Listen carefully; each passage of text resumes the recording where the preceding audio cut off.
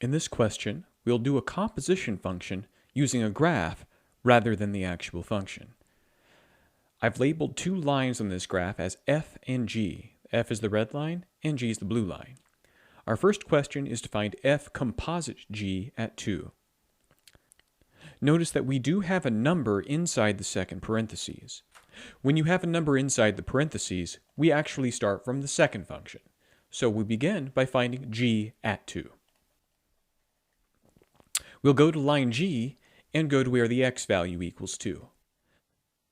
I've circled the position where x is equal to 2 and will place a blue dot on the g function at that x value. Then we'll read the y value by drawing a horizontal line toward the y-axis. This gives us a y value of 2.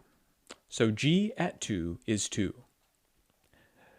We will pass that 2 into the next function. The next function is function f.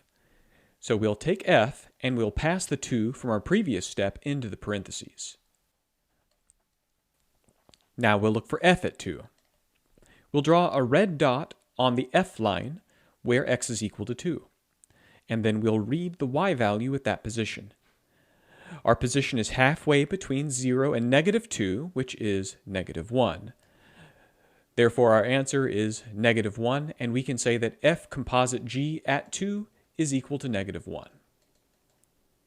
We'll do another example with f composite f of 2. It's okay to do a composite function on itself. Just as before, we will begin with the second letter, and we'll say f at 2 will be our first step. We'll locate where x is equal to 2 and we'll read the value from f, but we already know that value is negative 1. Next, we will pass that negative 1 into the next function. Our next function is f, and now we'll say f at the answer from the previous step, that's negative 1. Pass the negative 1 into the parentheses, and now we'll locate f at negative 1. Negative 1 will be halfway in between 0 and negative 2, and so we'll mark that x value. We'll also mark a red dot on the f line at that negative 1. Then we'll read the y value off the y-axis. This one may be a little more difficult to read, but notice that halfway between 0 and 2 we'll have 1. Our marker is halfway between 0 and 1, which is 1/2. Therefore, we'll say our final answer is 1/2 and that f composite f at 2 is equal to 1/2.